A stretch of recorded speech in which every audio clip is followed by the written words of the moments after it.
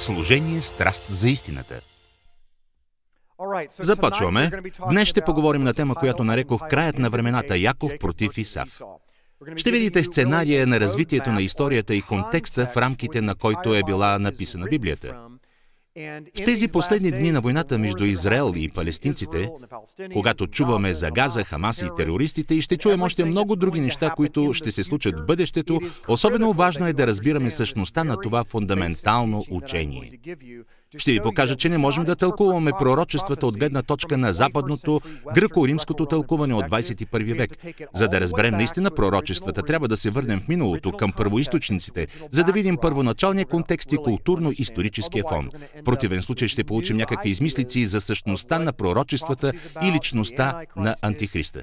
Повечето хора, занимаващи се с пророческо служение, се опират на гръко-римското разбиране от 21 век. За ваше сведение, 95% от всички пророчески служения на земята идват от Съединените американски щати. И 95% от тях въобще не знаят нищо за Господните празници, които изцяло и напълно говорят за първото и второто пришествие на Месията. И тогава естествено възниква въпроса: как можем да се доверим на съвременните пророци и пророчески служения, ако те въобще не разглеждат Божиите празници, говорещи от начало и до край за първото и второ пришествие на Месията? Днес няма да разглеждам Господните празници. Вече съм представил серия проповеди под названието Божият пророчески календар, в който съм разгледал всички тези празници. Това са около 12 часа видеоматериал. Днес ще се съсредоточим върху Яков и Исав и върху това какво отношение имат те към бушуващият в Израел конфликт днес. Започваме. Ще отбележим, че това прилича на семейна разправия. Някой от вас чувал ли е за филма Хетфилд и Макой? Знаете ли, същото се случва и тук, враждата между Яков и Исав. Отляво виждате флагът на Израел, а отдясно ислямският флаг. По-късно ще поговорим за това, защо тези два флага са толкова важни. И двата съдържат звезда, но само единият от тях е законен. Вървим нататък. Ето сега какво наблюдаваме. Двамата боксьори на ринга, които се сражават един срещу друг, рунд след рунд. Не искам да се отклонявам страни от темата, но кажете, колко са рундовете в бокса? 12 рунда? Да. Някой задава ли си въпроса, защо са точно толкова? Лично аз не знам. Възможно е Бог да се опитва да ни каже нещо. По един рунд за всяко едно коляно на Израел. В крайна сметка трябва да отговорим на въпроса, заради какво е цялата тази битка, защо палестинците в по-голямата част ненавиждат еврейският народ. Откъде толкова ненавист към тази малка страна с размерите на щата Ню Джерси? Те постоянно отдават земя, за да се запази мирът отново и отново, като се подчиняват на световната система, на делегации и високопоставени лица от САЩ и ООН. Но всеки път се озовават в по-неизгодно положение, защото ракетните системи се приближават по-близо. Трябва да изясним каква е същността на конфликта, защото той има връзка с последното време. Конфликтът ще завърши с голямата битка Армагедон. Всъщност, това е конфликтът между Яков и Исав. Битие, глава 25-20-23, а Исак беше на 40 години, когато взе за жена Ревека, дъщерята на сириеца Ватуил от Падан Арам и сестра на сириеца Лаван. И молеше се Исак на Господа за жена си, защото беше бездетна, а Господ го послуша и жена му Ревека зачена. А децата се блъскаха едно друго в утробата и тя рече, ако е така, защо да живее? И отиде да се допитва до Господа. А Господ й каза, два народа са в утробата ти и две племена ще се разделят от корема ти. Едното племе ще бъде по-силно от другото племе и по-големият ще слугува на по-малкия. Така. Вие вече знаете за кого става дума. Това са Исав и Яков, които се борят в утробата на майка си. Първи на света се появява Исав, а втория е Яков. По този начин първороден е Исав, но в Библията два пъти е казано, че по-големият ще служи на по-малкия, т.е. на Яков. И така, ще говорим за Исав и Яков. Но преди да поговорим за тях, нека се върнем малко назад и погледнем историята на Исак и Исмаил. Това ще ни доведе до Авраам. Глава 16, 11, 12. После ангелът Господен ни каза: ето, ти си заченала и ще родиш син, да го наименуваш Исмаил, защото Господ чу гласа на неволята ти. Той ще бъде между човеците като див осел. Ще вдига ръка против всеки го и всеки ще вдига ръка против него. И той ще живее враждебно към всичките си братя. Или буквално, той ще живее във вражда с братята си. Тук ние виждаме определена характеристика, личните качества на Исмаил и за това, какви ще бъдат отношенията му с Исаак. Много ясно е казано, че той ще бъде див осел. Макар тази фраза на иврит да има унизителен оттенък, тя ни посочва конкретен вид животно, живеещо в Средния изток. По този начин ангелът дава описание на Исмаил, основано на описанието на див осел, и ние ще видим какво е то в Стария Завет. Танаха, от времето на Яков. Животното е най-активно през нощта, т.е. дивият осел в Израел води активен живот през нощта. Той маркира своята територия посредством изпражнения. Не е агресивен към нарушителите, но се отнася към тях като към подчинени. За разлика от другите копитни животни, дивите осли не бягат от опасности. Те първо изследват опасността и чак после решават какво да правят, дори към нарушителите на територията му. Сега искам да проследите мисълта ми. Ще разберете, че това е точно днешната ситуация. И Исмаил днес се бори с Яков. И това е точното описание, на което Исмаил отговаря днес. Те са по-активни през нощта. Включете новините. Маркират своята територия посредством изпражнения. Не са агресивни към нарушителите на територията им, но се отнасят към тях като към подчинени, защото са убедени, че правото на първородство им принадлежи и следователно всички други трябва да им се подчиняват. За тях няма разлика дали това са евреи или християни. Ние всички сме в една лодка. За Исмаил ние сме неверници, но за разлика от копитните животни, те не се страхуват. Те не се страхуват от никого. Те вземат обмислено решение за своите последващи действия. Малко по-късно ще поговорим за това по-конкретно. Битие, глава 17-20. И за Исмаил те послушах. Ето, благославям го и ще го наплодя и приумножа. 12 племеначалници ще се родят от него и ще създам от него велик народ. Това е много интересен момент. Помислете, нямаме много време да разгледаме благословенията на Исак и Яков, но ще напомня, че Яков благослови своя внук Ефрем. Помните, нали? Той размени ръцете си, като положи дясната ръка на Ефрем, а на Манасия лявата. Битие 48, 17, 19. И какво каза? Ефрем ще стане велик в пълнотата на кое? На народи. Тук стои думата в множествено число. С други думи, това означава, че от Израил ще произлязат големи, велики народи, т.е. ще има пълнота, множество, голямо число от народи. Но за Исмаил е казано, че той ще бъде голям, велик народ. Това има голямо пророческо значение и ще бъде много важно в последното време. Ето защо. В дадения момент съществуват много народи, които се отнасят както към Яков, така и към Исмаил във всички арабски страни. Но каква е целта на терористическите организации? Към какво се стреми Исмаил? Да създаде страна с име Ислямска държава. Ние живеем в период, когато това пророчество се изпълнява пред нашите очи. Даже виждаме това по новините. Както за Исаак, така и за Исмаил е казано в пророчеството, че от тях ще произлезе голям, велик народ. Кой народ се отъждествява с Исмаил днес? Исмаил е баща на народите, населяващи сегашния арабски полуостров. Ние можем да проследим неговата генеалогия и да се убедим в това, че арабите са произлезли от него. Тук вие виждате картата на Средния изток, Северна Африка, крайбрежието на Средиземно море, а сега се приближаваме към Арабия, Арабския полуостров. Ако не сте знаели как изглежда това, е той, пред вас на екрана. И така, арабите са потомци на Исмаил. Ще ви дам някои статистически данни, за да получите представа за мащабите на това пророчество. И така, в света живеят повече от 360 милиона араби, а това е повече от населението на САЩ. Това са 25% от броя на всички мюсюлмани на света, което е 1,57 милиарда. Това са данни за 2009 година, така че сега са още повече. От всички мюсюлмани арабите са 25%. Ще отбележим, че не всички араби са мюсюлмани, много от тях са християни или от друга вяра. Но 25% от мюсюлманите са араби.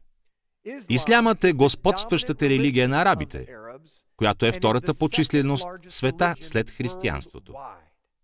На земята живеят 2 милиарда хора, наричащи се християни, а мюсюлманите са повече от 1,7 милиарда.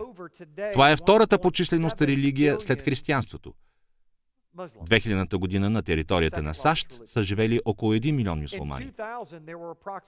В момента експертите смятат, че са повече от 7 милиона. Някои експерти изчисляват мюсюлманите от 7 до 10 милиона. На екрана виждате арабските страни. От Арабския полуостров арабите са мигрирали по северните територии на африканския континент. Сега всички страни от Северна Африка са арабски държави. Обърнете внимание на тези, които имат на знамената си символа на исляма. Следващата седмица ще разгледам по-подробно откъде идват тези символи на полумесеца и звездата и какво означават те. Какво значение имат те сега за нас относно пророчеството? Ще разгледаме това по-надолу. Ще опишем с 2 думи базовия постулат на ислямската религия.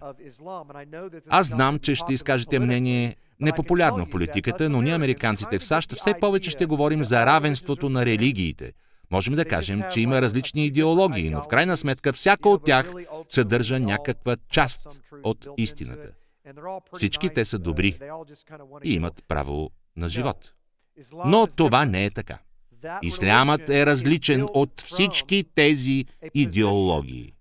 Тази религия е построена на концепцията за собствено превъзходство, която се корени в увереността, че благословението не е предназначено за Яков, а за Исав.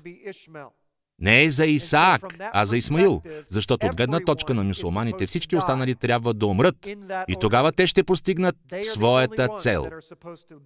Живи трябва да останат мюсюлманите и тогава ще се върне техният пророк Махди, техният велик Месия. Според богословието на мюсюлманите, той няма да дойде до тогава, докато ние не умрем. В другите религии няма нищо подобно. Затова не всички религии са еднакви. И така, ислямът не е просто поредната религия, а религията насочена срещу човечеството. Нейната крайна цел е смъртта. Ето защо мюсюлманите правят това, което правят. Това е вродено в кръвта им. За тях да убиват евреи и християни, да обезглавяват християни е толкова естествено, колкото и да разговарят. Между другото, само те имат единствената терористична организация, която обезглавява хора и има пророчество за последните дни, в което Бог говори: «Моят народ ще бъде обезглавяван заради моето име». Знаете ли, че никой не прави подобни неща, освен ислямските джихадисти? Нито една друга организация не се занимава с това. Само ислямските джихадисти. При това масово. Затова се появяват съобщения, че отново са обезглавили някого. Такъв е моделът им на поведение и има причина да правят това. Не го правят само за да ги покажат по новините. Не. Просто от тях на ниво ДНК е заложен стремеж да покажат: това е нашето богословие, това е, в което вярваме ние. Това са организации, преследващи такива цели. Сега ще покажем 7-минутен филм, който ще ви даде представа за някои аспекти на исляма, коренно променящи нашата система на разбиране. Възможно е някой от вас вече да е виждал това видео по-рано. Това 7-минутно видео разказва за ислямската демография, за да покаже какво е текущото положение сега по въпроса за разпространението на исляма по земята. Днес в Европа едва ли не всяка вечер разказват, че исляма и мюсюлманите овладяват европейската територия. Те всекидневно излизат на протести в Европа. Много хиляди мюсюлмани. За това си има причина. Има причина. Преди 20 години в Европа не сме виждали нищо подобно. Европа беше конгломерат от хора с бяла кожа и изглеждаше, че така ще бъде винаги. Сега обаче това радикално се е променило. Демографската ситуация се промени и този филм разкрива причините за това.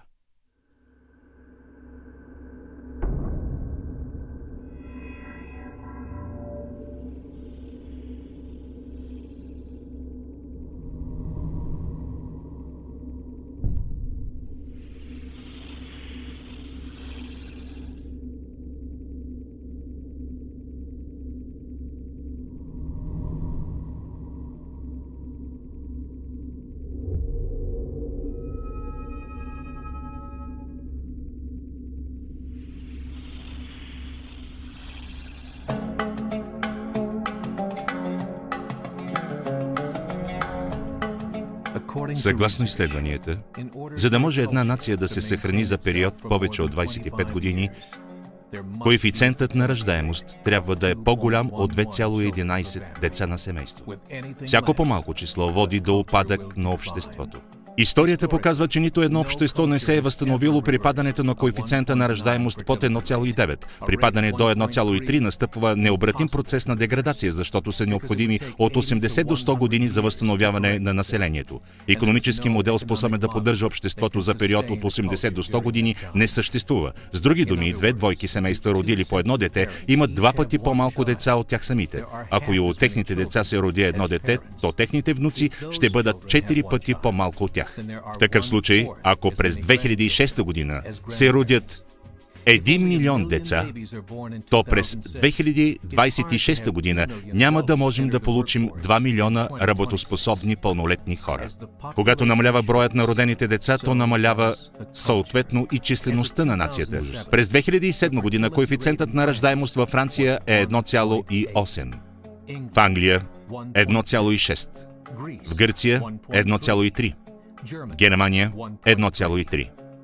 В Италия 1,2. В Испания 1,1. В целия Европейски съюз, включващ 31 страни, коефициентът на раждаемост е равен на 1,38 деца на семейство. Историческите изследвания показват, че не е възможно тези цифри да се увеличат. През последните години Европа в този си вид няма да бъде същата като преди. Ще има повече мюсюлмани, отколкото бели европейци. Обаче населението на Европа не намалява. Защо? Заради имиграцията. Ислямската имиграция. 90% от приръстът на населението в Европа от 1990 година насам се получава от имигрантите, мюсюлмани. Французи 1,8 деца на семейство, мюсюлмани 8,1. В Южна Франция, регион, който традиционно е бил с най-голям брой църкви, сега има повече джамии, отколкото църкви. 30% от децата до 20 години са мюсюлмани. В големите градове – Марсилия, Ница, Париж, това число е даже 45%. Към 2027 година всеки пети французин ще бъде мюсюлманин. Само след 39 години Франция ще бъде ислямска страна. В Великобритания за последните 30 години ислямското население се увеличило от 82 000 до 2,5 милиона души. Това е 30-кратно увеличение. Там вече има хиляди джамии, повечето от тях бивши църкви. В Холандия 50% от всички новородени са мюсюлманчета. Само след 15 години 50% от населението на Холандия ще бъде мюсюлманско. В Русия живеят 23 милиона мюсюлмани, т.е. 1/5 от населението. Само след няколко години 40% от руската армия ще бъдат мюсюлмани. В днешно време в Белгия 25% от населението и 50% от всички новородени са мюсюлмани. Правителството на Белгия е потвърдило, че до 2025 година 1/3 от децата, родени в Европа, ще са мюсюлмани. Остават около 17 години. Правителството на Германия първо повдигна този въпрос за публично обсъждане. Наскоро публикува доклад, в който се казва следното: да се спре намалението на населението вече е невъзможно. Това е необратима спирала, клоняща надолу. Към 2050 година Германия ще бъде мюсюлманска страна. Либиецът Муамар Ал-Кадафи е казал: Аллах е дал победа на исляма в Европа без мечове, пушки и военни походи. На нас не са ни необходими терористи, диверсанти, атентатори, самоубийци. Над 50 милиона мюсюлмани, живеещи там за 10 до 30 години, ще превърнат Европа в мюсюлмански континент. Сега в Европа живеят 52 милиона мюсюлмани. Според прогнозите на немското правителство, за 20 години те ще се увеличат до 104 милиона души. И така, нека погледнем Съединените американски щати. Тук статистиката показва почти същото. В момента коефициентът на раждаемост в Канада е 1,6, 0,5 по-малко от необходимото за съхранение на нацията. Ислямът е най-бързо растящата религия. За периода от 2001 до 2006 година населението на Канада се е увеличило с 1,6 милиона души, от тях 1,2 милиона имигранти. В САЩ коефициента на раждаемост е 1,6. За сметка на идващите от Латинска Америка хора, той се увеличава до 2,11, необходимият минимум за запазване на обществото. През 1970 година в САЩ са живеели 100 000 мюсюлмани. Сега броят им е повече от 9 милиона. Светът се променя. Време е да се събудим.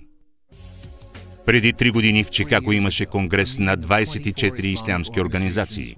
Стенограмата ясно показва техните планове за обръщане на Съединените американски щати към исляма. Чрез журналистика, политика, системата на образование и други методи. Те са заявили: ние сме длъжни да се подготвим за реалността, че след 30 години в Съединените американски щати ще живеят 50 милиона мюсюлмани. Светът, в който живеем, е различен от този, в който ще живеят нашите деца и внуци. Католическата църква наскоро заяви, че броят на мюсюлманите превишава това на католиците. Някои изследвания показват, че при тези темпове на разпространение на исляма, след 5 до 7 години той ще стане доминираща религия в света. Като вярващи, ние ви призоваваме да обединим усилия в разпространението на Евангелието в този променящ се свят. Това е апел за действие. Ако това видео не ви събуди, значи нищо не може да ви събуди. Този филм е заснет преди няколко години. Ако не бъркам, 2008 година, и числата в него постоянно се увеличават. Ако нивото на раждаемост остане на същото ниво, статистиката си е статистика. Разбира се, нивото на раждаемост при мюсюлманите може да се промени, моля се да е така, но ако остане на ниво 8,1, то те реално ще станат преобладаващото население във всички страни на света. Виждаме все повече и повече джамии. Ислямската религия все повече се разпространява и заедно с нея тяхната идеология и политически възгледи. Това е само въпрос на време. Искам да ви покажа колко актуален е този филм.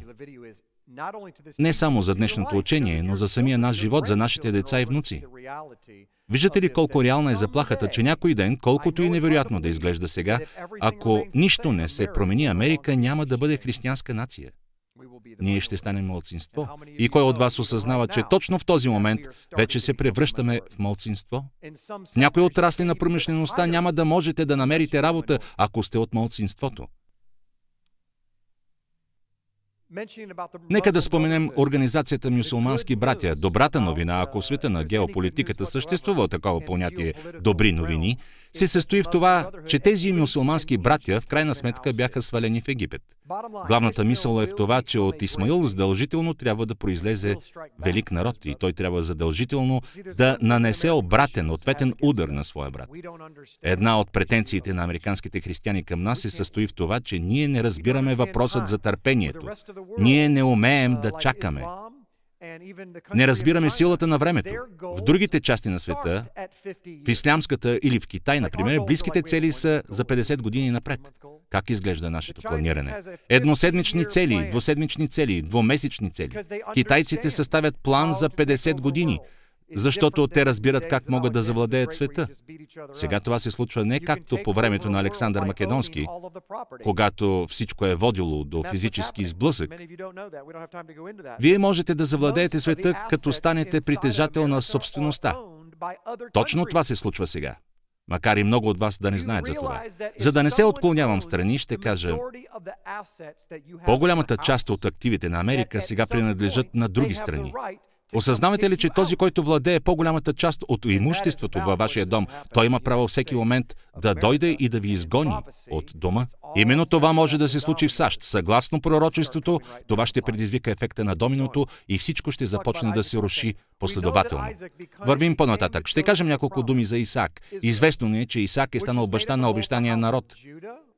Израил, който включва в себе си едновременно думът на Юда, еврейският народ, и думът на Израил, основно християните, присъдени към маслината. Знаем това от книгата на пророк Еремия, глава 31, където става дума за Новия Завет, сключен с думът на Израил и думът на Юда, който сега ние наричаме евреи. Очевидно е, че именно те се завърнаха от Вавилон, думът на Юда. Това е Южното юдейско царство, но всички останали, също отнасящи се до Израил, не ни е известно кои са те и откъде са дошли. Библията в Новия Завет казва само това, че ние сме присъдени към Израил. Ето защо, когато се молим за Израил, когато той влиза във война, ние запазваме съвременния Израил, еврейския народ, със своите молитви, защото те са взаимосвързани с християните.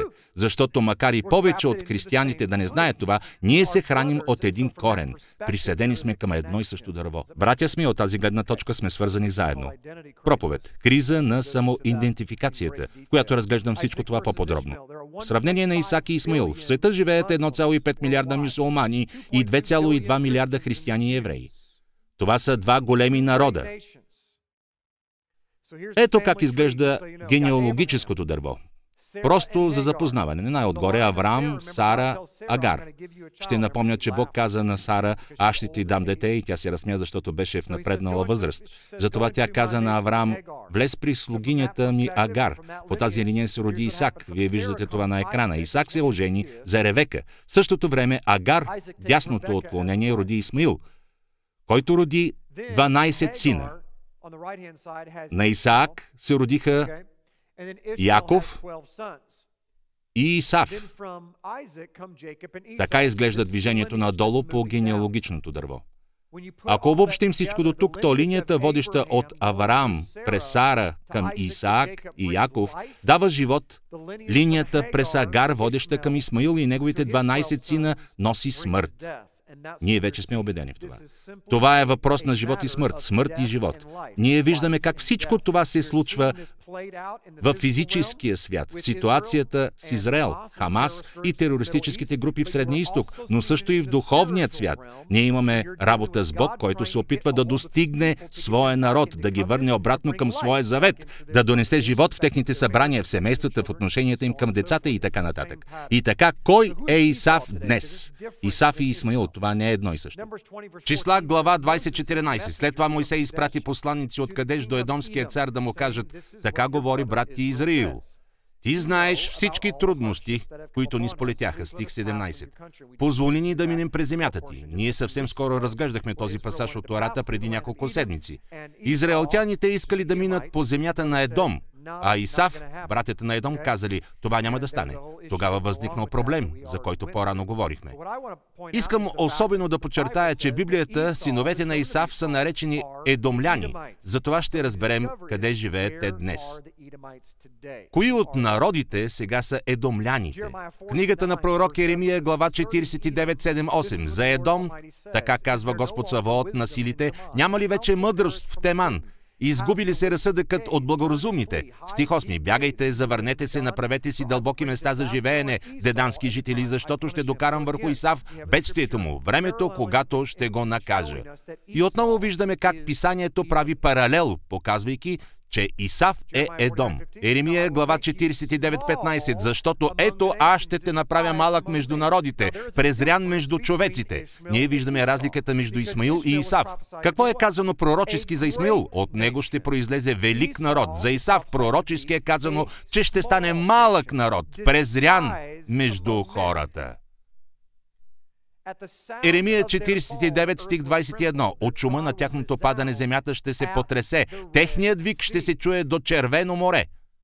Това означава, че Исав и Едом са едно и също. Битие, глава 25:30. И Исав каза на Яков: дай ми да ям от това червено вариво, понеже съм изнемощял. Отново и отново ние виждаме в Писанието знак на равенство между Исав и Едом.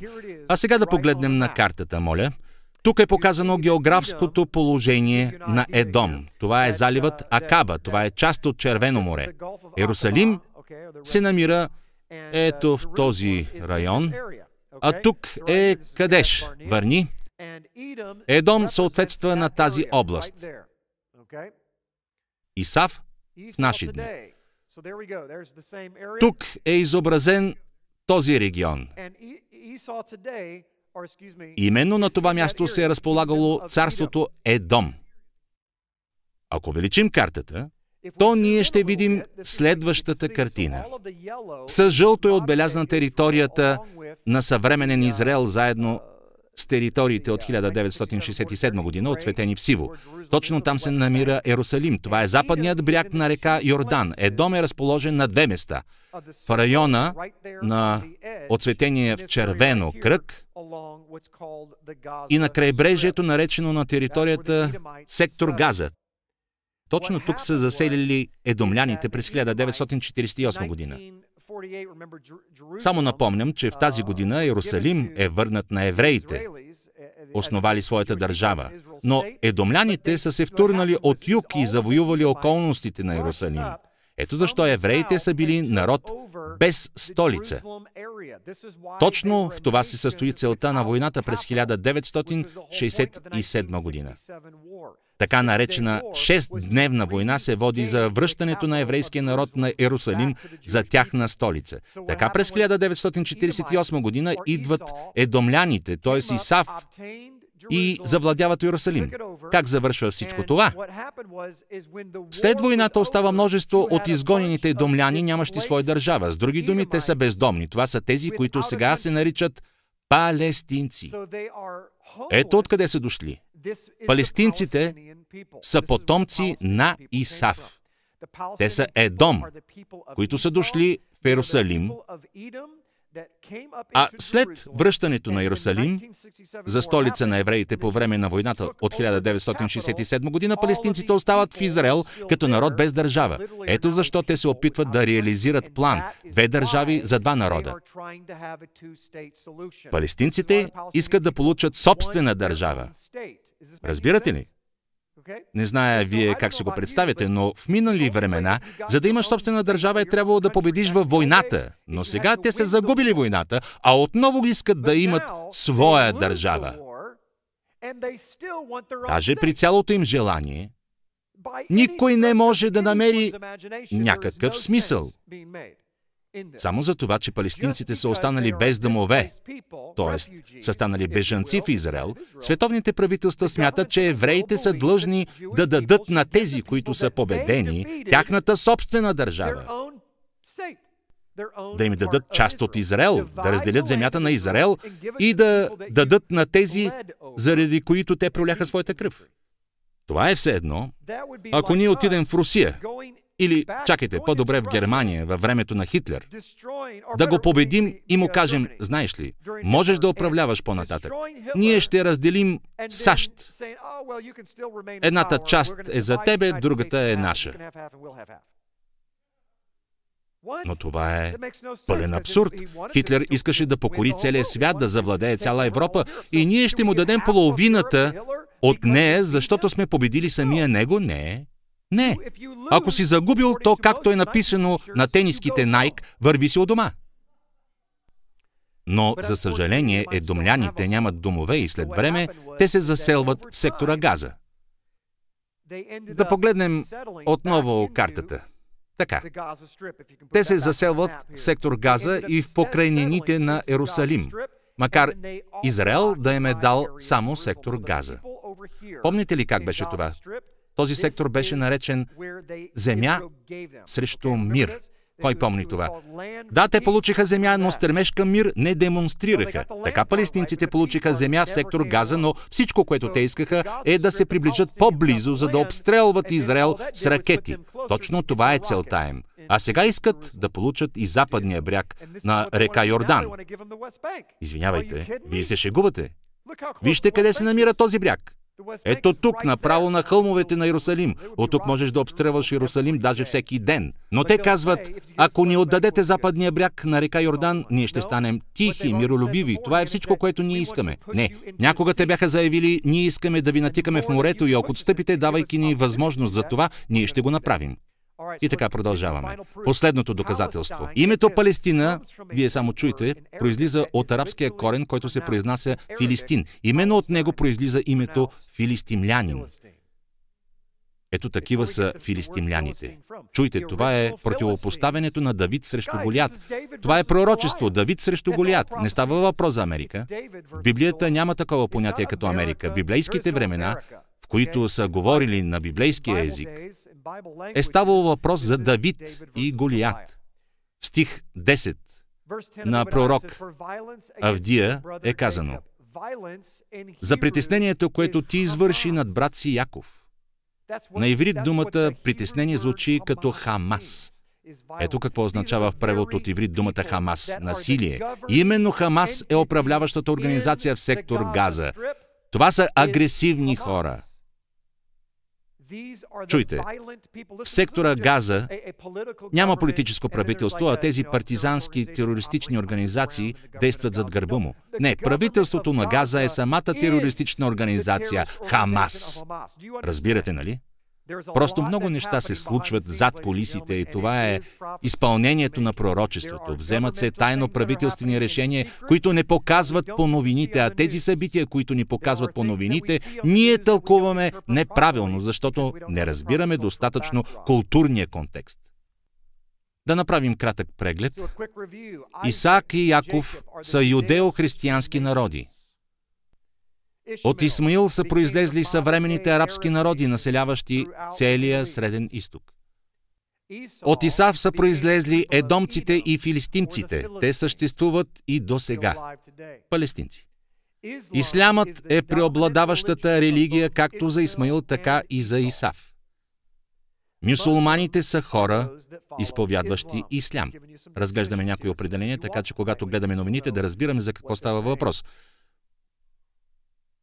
Мюсулманите са последователи на исляма. Едомците, палестинците, са завладели през 1948 година Иерусалим и са изгонени от Иерусалим през 1967 година. Ето така Яков е взел от Исав. И ето как е направил това. Може да се каже, той е спечелил първородството на карти. Яков леко е послъгвал, като е използвал 5 туза вместо 4. Той е разбирал какво означава първородството. Той има голямо значение.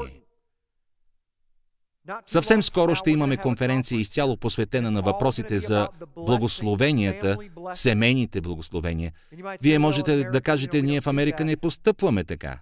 Семейното благословение е нещо важно, така че цели народи съществуват или са изчезнали от света само за това, защото преди 1000 години е било произнесено бащиното благословение. Разбирате ли? Дано да разбирате. Бащиното благословение е било толкова важно, че за да го получи, Яков е искал да излъже Исав и измами и баща си. Сега казваме, езичниците мамят, лъжат, крадат своя баща, за да получат материално наследство, а не благословение. Но кого му трябва? Ние сме престанали да бъдем духовни хора, иначе бихме разбирали, че когато бащата говори по адрес на своите деца, той провъзгласява живот или смърт. В Божието царство физическото благословение играе важна роля. То е истинско. То е, което действа в нас. Ето затова Бог казва: аз ще благословя този, който те благославя, и ще прокълна този, който те проклина. Вие мислите, това е просто едно словосъчетание. Не. Бог има предвид точно това, за което говори. Наследството на първородния в стари времена е включвало следното: свещеническо благословение и двойна част от наследството, защото първородният е трябвало да се грижи за целия род. Когато настъпват трудни времена, на него му е необходим определен неприкосновен запас. Образно казано, това е било нещо като спестовен влог. За това е била необходима двойната част от наследството. Най-висок ранг сред братята си. Първородният е имал това преимущество пред своите братя. Те всички са се равнявали по него. Ако говорим на съвременен език, той е бил съдебен изпълнител по недвижимостта. Имал е духовна и физическа власт. Всички други братя, независимо от тяхната възраст, трябва да се отнасят към първородния с уважение, като му се покоряват. Когато първородният чрез благословението получи духовната власт, всички са задължени да му се подчинят. Знаете ли защо? Чуйте, някои от вас имат 5, 6, 7 деца. Кой от вас ще има трудности, ако вместо първия благословите втория син и първият трябва да се подчинява на малкия си брат? Помислете за минута. Това не е проста работа. В наше време е трудно на по-малките братя и сестри да се подчиняват на първородния, а какво да кажем за подчинението на по-големия към по-малкия? Това е много, много сложно. Но това е важен аспект на древноеврейската култура. Исмаил до сега ненавижда своя по-малък брат, защото на благословение се е давало името на бащата. В миналите времена имената са имали власт. Те са имали мисия. Те са имали цел. Откъде според вас у нас е започната традицията на предаване на името от баща към син? Моята фамилия, Стейли. Аз съм трето дете в семейството. Ако имах син, той също щеше да бъде Стейли. Защо? Откъде идва тази традиция у нас? Предаването на имената на своите корени в Библията. В еврейската култура, където името на бащата се е предавало нататък. Различното е само в това, че тогава имената са имали власт. Ще ви дам един хубав пример. Веднъж отидох на лов. Това беше тук в щата Мисури. Разказал съм тази история по-рано. Моята прабаба има ферма с площ 80 акра и аз често ходих там за ваканциите през лятото, но след това не съм ходил повече. След много години отидох на лов на това място. Изведнъж се появиха хора, които започнаха да викат към мен, че това е частна собственост и така нататък и така нататък. Така продължи, докато те не се приближиха по-близо. Тогава, поглеждайки към мен, един от тях си свали очилата и каза: "Ти си Стейли?" Просто невероятно. Ти изглеждаш точно както баща си на твоите години. Оказа се, че това е мой родственик. И обстановката се промени. Когато той разбра кой съм, неговото отношение много бързо се промени. Осъзнавате ли, че вашето име съдържа в себе си авторитет? Има голямо значение. Вярваме, че носим Божието име записано над нашето и това ни дава власт на земята. Ето защо всяка власт наистина няма власт, ако тя излиза извън рамките на Божието име. Всяка власт, която се поставя в позиция на власт, отричайки Яхве, ще бъде свалена. Накрая, сега символ на тази духовна власт е това. Храмовата планина, запомнете. Ще ме попитате, защо точно тя? Причината е в пророчеството. Пак ще отбележа. Тази проповед е обобщение на проповедта за следващата седмица. Ако сте си задавали въпроса, каква е причината за борбата за храмовата планина, защо тя им е необходима, то отговорът се състои в това. Фактически това е началната централна точка на наследството на Яков и Исав, Исаак и Исмаил. Точно тук Авраам е щял да постави като жертва Исаак, макар Коранът да казва, че Авраам е искал да принесе в жертва Исмаил. Ето защо храмовата планина е толкова важна за тях, затова те се сражават за нея. Тя представлява наследството на първородния. Това не е просто парче земя. Тя е наследство, получено от баща им Авраам. Знам, това е трудно за разбиране, но си представете. арабите и филистимците, т.е. потомците на Исав, имат общ баща. Както отбелязахме в началото, това е семейна разправия. Колко семейни препирни до сега има само в нашата община? Както виждате, вие сте в по-голяма степен израелтяни, отколкото предполагате. Така е. Погледнете на следното. Това са думите Адам и Едом на иврит. В тях съвпадат буквите на корена на думата. Това води до един и същи корен на думата. Думите Адам и Едом се пишат еднакво. Това са три букви – Алеф, Далет и Мем. Но те имат две различаващи се тълкования или определения. Нека да ги разгледаме много бързо. Вече отиваме към края. Адам, това е Божието присъствие. С други думи, Садам беше Божието присъствие. Това означава божествена кръв. Думата Едом означава раздразнява, намушква или опитва да контролира Адам. По този начин, различието между Адам и Едом се състои в това. Първият от тях носи Божието присъствие, а вторият дразни и намушква Адам, истинският Адам. Така се появяват Адам и Едом. Те имат едно и също ДНК. Те имат едно общо име. Имат само малки различия в диакритическите знаци на изговаряне на имената, но това дава съвършено различни определения. Безусловно, в това е скрито пророческо послание, защото вътре в нас има конфликт. Апостол Павел говори: вътре в мене има война. Помните ли? Това е глава 7 от посланието към римляните. В моите части има война. Едната част иска да постъпвам правилно, а другата не иска това. Наистина, ако прочетете цялата глава, става ясно какво иска да каже. Да спазва Божия закон. Прочетете я, удивителна глава. Но плътта е пречела на апостол Павел да изпълнява Божиите заповеди, затова той възкликва: беден аз човек! Какво се намира вътре в него? Две човешки природи. Природите са Едом и Адам. Това е същият конфликт, който се разиграва днес в физическия свят между израелтяните и палестинците в сектора Газа с техния Хамас. Това е същата война, която вие водите със своята плът. Ако говорим за земята, то на Бог му е омръзнало да гледа как врагът окупира вашата територия. Ние сме дали на врага малка ивица от крайбрежието на нашия живот. Всъщност, знаете ли какво? Наистина, ние не искаме да се избавим от греха, защото този район е много красив. Знаете ли, че ако ви покажа фотографии от сектор Газа, то няма да забележите никаква разлика между нея и Хавай. Толкова е красиво.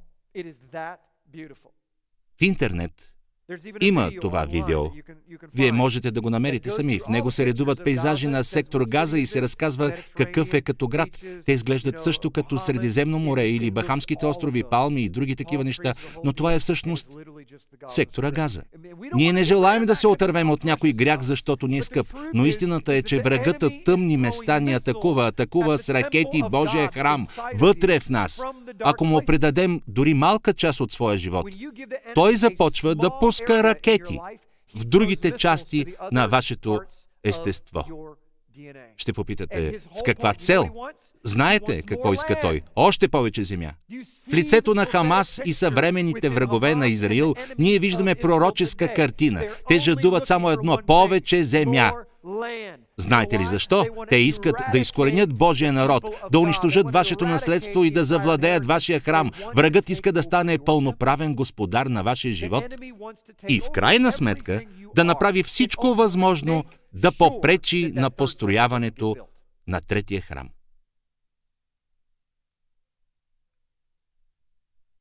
Дух и плът. Матей, глава 46, стих 41.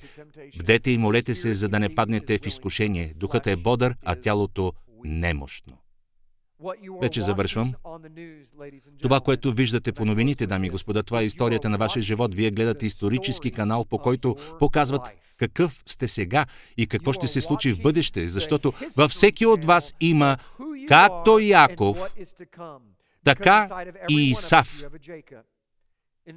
И само от вас самите зависи какъв ще бъдете? Див осел, който върши своите неща вечер, защото сте предоставили на врага достъп до малка ивица земя в своя живот, или такъв като Яков, издигнал около себе си железен купол на Руах Кодеш, Светия Дух и Божието Слово. Знаете ли, че единствено Божието Слово е способно да ни защити?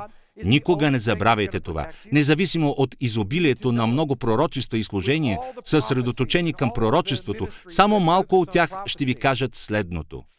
Единственият начин да разпознаеш истината от лъжата е да знаеш Тората като петте си пръста. Проблемът е в това. Вие можете да знаете доста подробно наизуст Новия Завет и това ще ви помогне да формирате такъв благочестив характер, към който се стремите. Това е безспорно, но когато на историческата сцена се появи антихрист и съвършенно се променят религиозните вярвания, а това ще се случи, ако не в нашето поколение, то в следващото, единственият начин да разпознаем от Бога ли е този пророк или не, е като проверим доколко неговите думи са еднакви с тези от началото на Божията книга. Ако кажем с две думи, то стартова площадка за великото отстъпление ще стане невежеството. В това няма никакво съмнение. Помнете, врагът има дългосрочен план.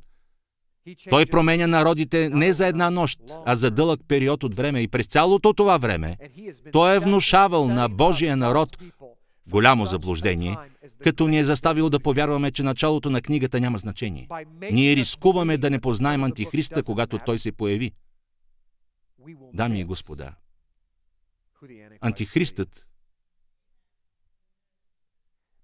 антихристът ще бъде много красноречив човек. Той ще бъде толкова очарователен и умело ще играе с вашите дълбоки чувства. И когато стане ясно, че светът се спуска към пропастта, той ще предостави работещи решения. Злата същност на антихриста няма да бъде така очевидна, както си мислите. Възможно е даже той да бъде богослов, знаеш Библията от кора до кора. И той най-вероятно ще говори това, което искаме да чуем. Но как да узнаем от Бога ли е пророкът? Като използваме определено дадено началото на книгата. Там се казва, истинският пророк никога не противоречи на вече казаното, защото ако Бог говори ето така и дойде някой друг човек и говори по-различно, даже ако това се съгласува с съществуващата религиозна система, то това ще разпознаят само тези, които знаят и разбират началото на книгата и освен това имат и мъдрост. А къде ние можем да почерпим мъдрост? В Библията е казано, в началото на книгата. Такива хора ще разпознаят лъжата. Макар цялата религиозна система да мрази вас, защото всички харесват момчето като Роки Балбоа. На всички им е нужен герой. Всички искат да видят човека, разрешаващ световните проблеми. Единственото, което може да ви спаси в края на нощта е, помнете моите думи, това е знанието на Божието Слово и спазването на това, което е казано в него. Именно това отличава мъдрите девици. На всички други ще угаснат светилниците. Ето за това е разказана тази притча. Нейните слушатели са разбирали какво символизира светилникът и какво маслото. Само ние, християните от 21 век, нямаме никаква представа за това. Затова и всеки прави свои тълкования в деноминацията си. А всичко това е защото ние се боим да се върнем към източника и да прочетем историята от начало. От начало. Моля, станете. Искам да разбирате този важен факт, че това противопоставяне не е само във физическия свят. Сигурно съм говорил хиляди пъти, че всичко случващо се във физическия свят е също и духовно послание. Проблемът е, че нямаме очи, за да виждаме и уши да чуваме.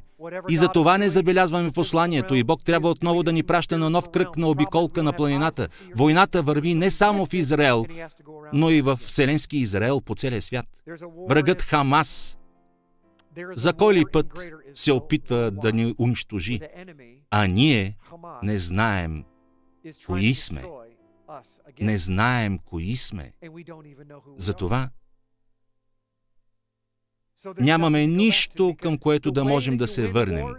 В Израел винаги е имало един начин да победиш във войната. Така е казано в моята Библия. Бог е заявил това много ясно. Ако се смирите и се върнете към моя завет и изпълнявате моята Тора, то ще победите във всяка битка. Аз ще бъда с вас, казва Господ. Ние четохме това днес. Второзаконие, глава 3. Ако вие не изпълнявате моето слово, то аз ще ви имам за свое притежание и вие ще станете роби в собствения си народ. Дами и господа, събудете се. Рискуваме да станем роби в собствения си народ.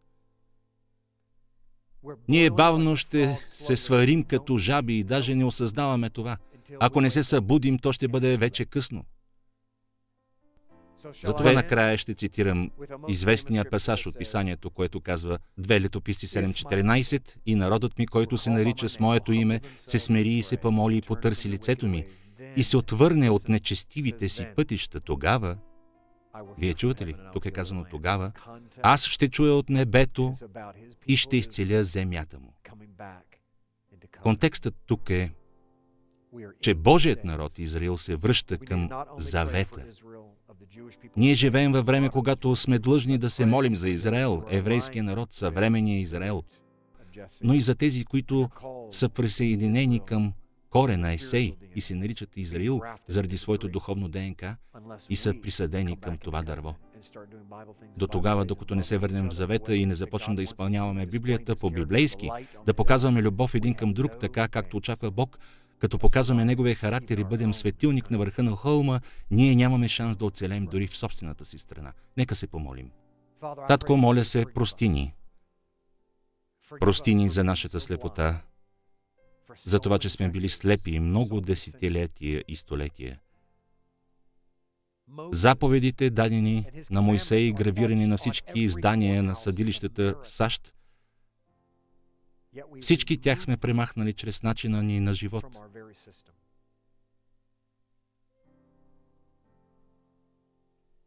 Тази държава е основана на Твоите принципи и на Твоето Слово и разбирането на важността на началото на книгата. Ние се отричаме от Тебе, от църковните катедри на всички деноминации, без дори да осъзнаваме това. Ние разрушаваме това, което апостол Павел укрепява, това, което той казва в посланието към римляните 3:31.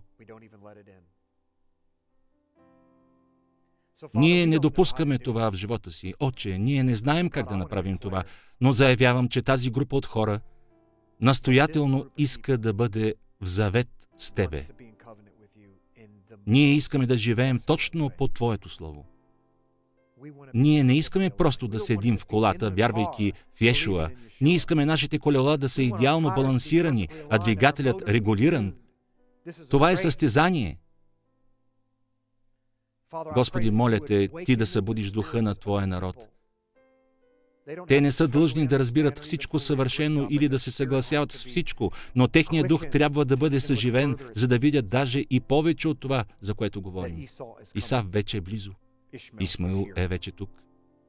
Ние ще участваме в битка, а сме разсъблечени и без оръжие. Единственото оръжие, за което зная от Твоето Слово, това е меча на духа и истината, като пояс около нас. Яхве, аз се моля за това. Моля се, Ти отново да вложиш Своето Слово в Твоя народ, за да се смири и започне да се моли, да се избави от всички човешки традиции и доктрини, които ни пречат да получим благословение. Следващото поколение, поколение Y, повече никога да не задава въпроса защо. Просто да се подчиняват и да получават силата на Исус Навиев. Господи, ако сме достигнали краят на времето, и ако е дошъл моментът, когато Ти снабдяваш нас, то снабди ни както трябва. Ние се подчиняваме на Тебе, смиряваме се пред Тебе и Ти благодарим за това, че си ни дал възможност да бъдем част от Твоята армия. В името на Йешуа и всички казваме амин. Алилуя, Господ да Ви благослови и опази, да погледне към вас със светлото си лице и да Ви прости. и в края на деня да обърне лицето си към вас и да ви дари шалом. Обичам ви всички. Ще се видим другата седмица. Шабат шалом. If you were blessed by this teaching, please consider helping us reach the nations by making a donation today. Thank you and God bless. Превод Красимир Георгиев. Редактор Весела Каймаканска. Дублаж Брамбър Студио. Текста чете Христо Чешмеджиев.